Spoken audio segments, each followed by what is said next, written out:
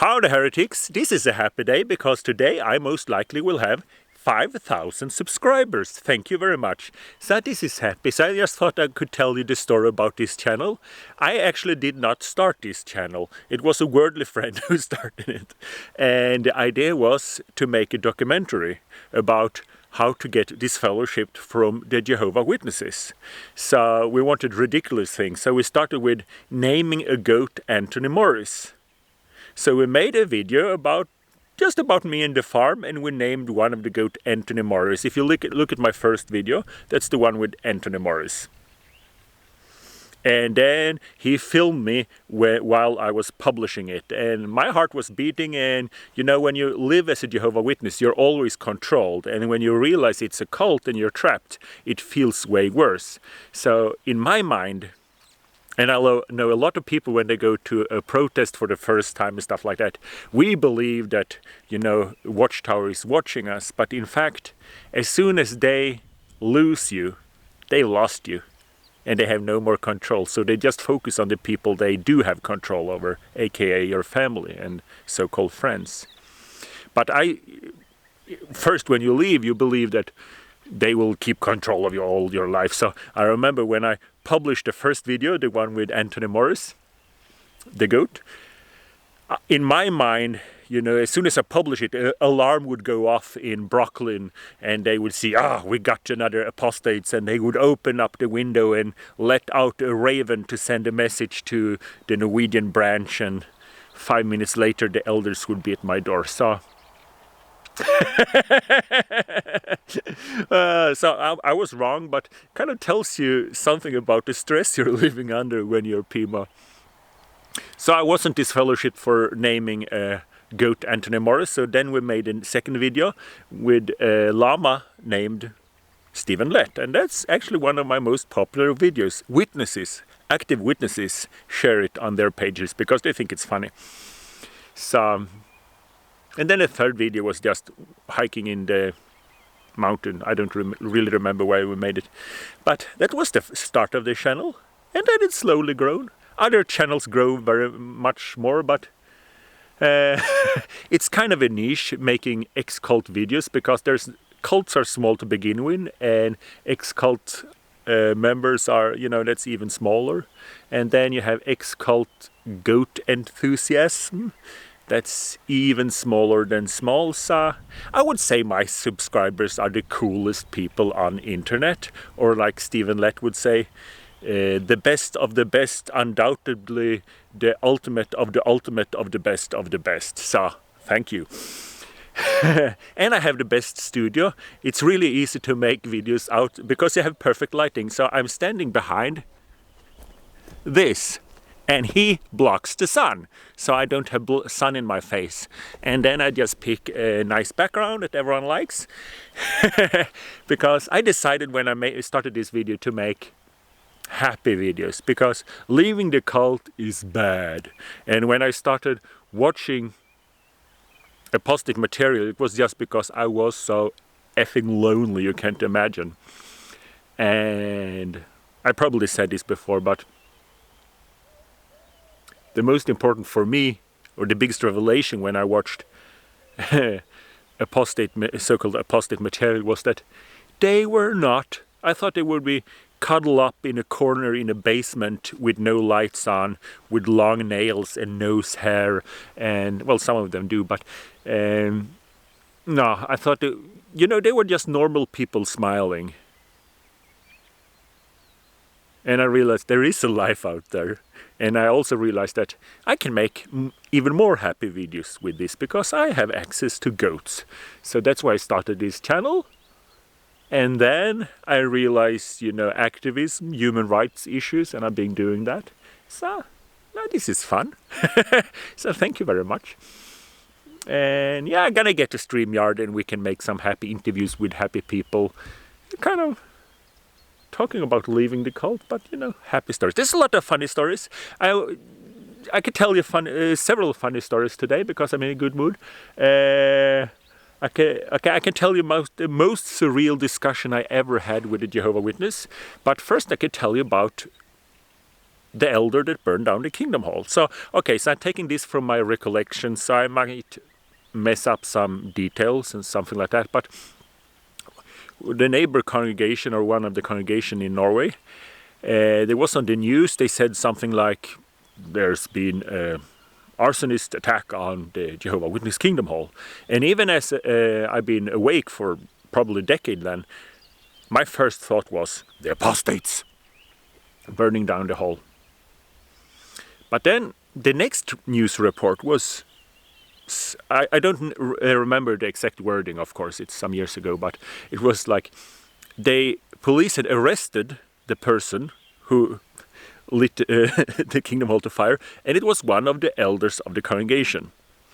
And then this story developed fast. Like I said, I don't remember the exact wording, but then the next thing was that the police, or they reported that the reason why he put the kingdom hall to fire was because he wanted to burn documents, and especially, the financial statements, because he'd been stealing money, or was allegedly accused of stealing money. But so he burned the documents and inside the kingdom hall, something like that, and accidentally burned down the whole shebang.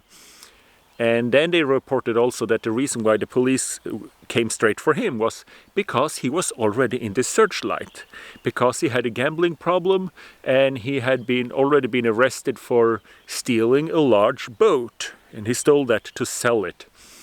So,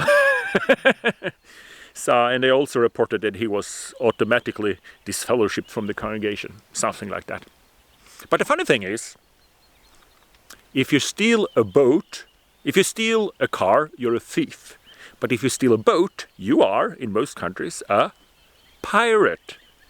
So that's really fun. Every time we're going to protest and people tell these depressing stories about, oh, I was abused and I was abused and I was abused, I can always tell the funny stories. Instead of saying I was abused by the elders, I can say, one of our elders was a pirate and he burned down the kingdom hall. Nah, there's a lot of funny stories. I can tell you one of the most surreal discussions I had with a Jehovah's Witness ever. I was talking about, the fact that Jehovah's Witnesses do not serve Jehovah, they serve the governing body. If the governing body say you cannot put a flag on your building, if the government say, we will kill you unless you put a flag on your building, you should happily take a bullet because it's in the Bible. But if the government say you must put a flag on your automobile, which they do in Norway, it doesn't matter. So do you really serve the governing body, or do you serve Jehovah or the Bible?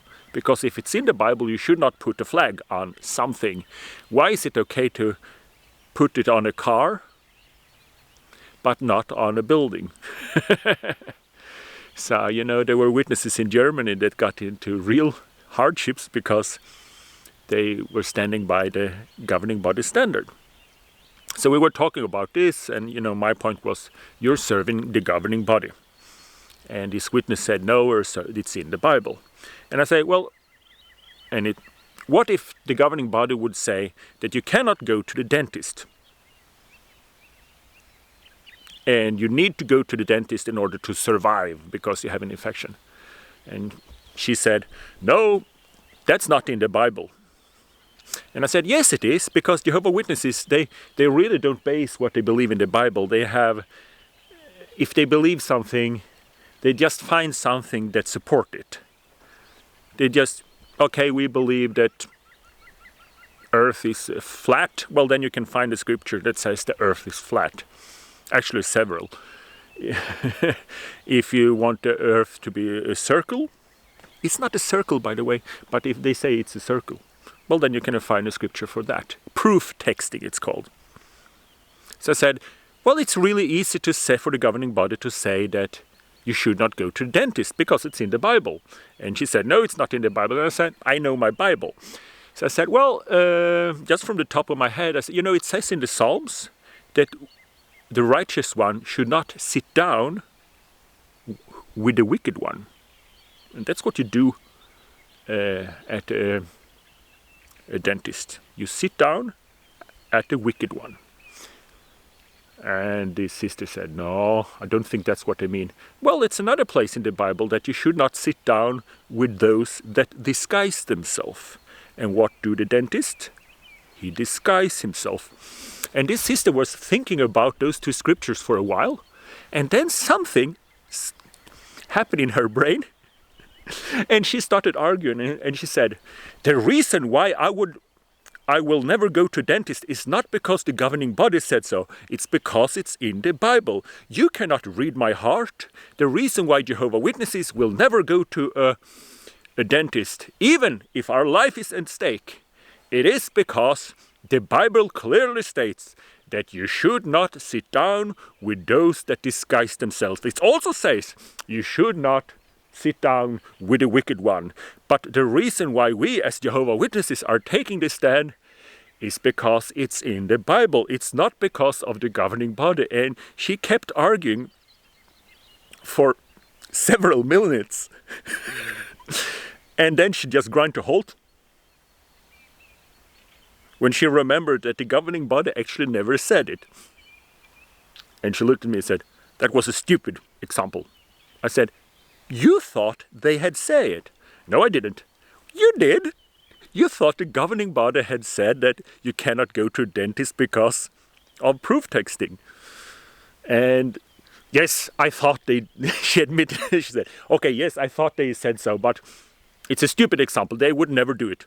Well, if they did, well, they wouldn't. But if they did, you would not go to the dentist. That's the most surreal discussion about doctrine I ever had with a Jehovah's Witness. She was willing to die. That's what she literally said. She was willing, she would rather die than to go to a dentist because it's in the Bible. And not because the governing body said so. And then when she realized the governing body never said it, of course I would go to a dentist. It's a stupid example. Nah, there's a lot of crazy going on. So I'm out looking for the fence. Well, I know where the fence is, but the goats know where they can get out. So I have to find a way to fix it. Anyway, I'm happy for you subscribing, so please subscribe even more. I have another channel, a Hillbilly channel, because I have 144,000 subscribers, and the ingathering is not complete. I only have ingathered 5,000. The other one could have a great crowd, so you can be both in the 144,000 and the great crowd, because I think hillbillyism is have a bigger audience than ex-cult activism. And also I'm fighting with my banks because, when we were Jehovah's Witness, they always told us to put our plans on hold. You can do that in the paradise. Why should you play ukulele now? You can play ukulele forever in paradise.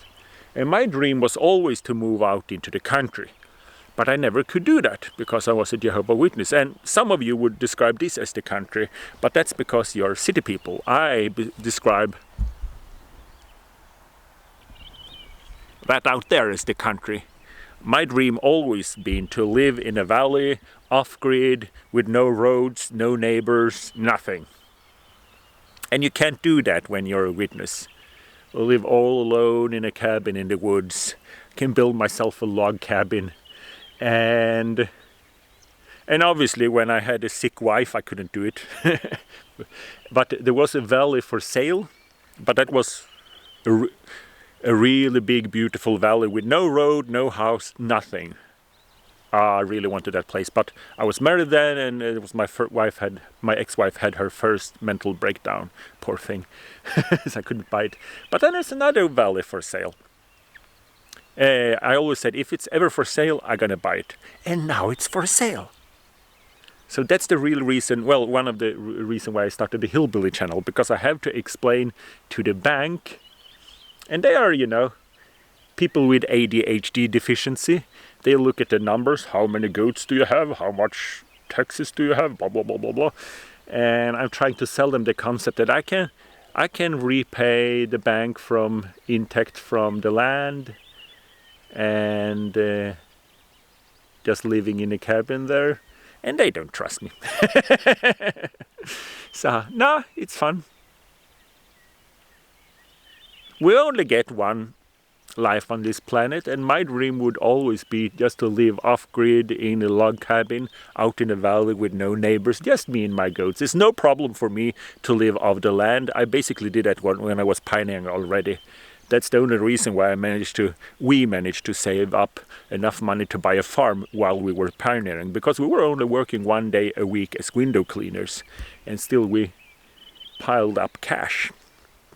Thanks to my mother, actually. She survived Armageddon in 1975, and she learned one thing, and she always told the kids that my parents were really, really fanatic, with one exception. My mother always said that financially, you should plan like Armageddon never comes. That's a lesson she learned during the first Armageddon, no, not the first Armageddon, but the 1975 Armageddon. And I remember every time, normally it's the father that teach the children, you know, but it was always her reminding us that we should have a saving account, even if we were pioneering, and obviously we should not have an education. But even if we were working as pioneering, we should always save money. So thank you, Mommy. I know she's not watching, but that's actually one of the good things she learned us. Took away. And I remember every time she said it, my father was standing in the background. He did not like it, but they probably had a lot of argument about this before I was born, so he lost that one. She was always the brain in the family. My father was in charge, but she was the brain, and but she won that argument, so the kids learn how to save money and take care of money. So it's a good thing. Pioneering, I know how to live off the land. So moving out there, if that's what you want to do in life, live out grid, live off grid in a valley in Norway, you should do that. And I gotta talk with the bank and see if I can do that. So then I'll just have a hillbilly channel. So nah, life is great. Life is great. So I'm gonna go back cleaning windows tomorrow. Do we have any more funny stories to tell? I think we should save up some funny stories. And I get a StreamYard, and we can have interviews and just tell there's a lot of weird stories. Like moonshining on Bethel, which is illegal. Stuff like that. Not just focus on the crazy stuff and the abuse and stuff like that. There's a lot of weird stories. So, nah, this is my celebration. 5,000 subscribers. Hooray for me, hooray for us. So, I hope you liked this video. And if you didn't subscribe already, please subscribe now. So, see you in paradise.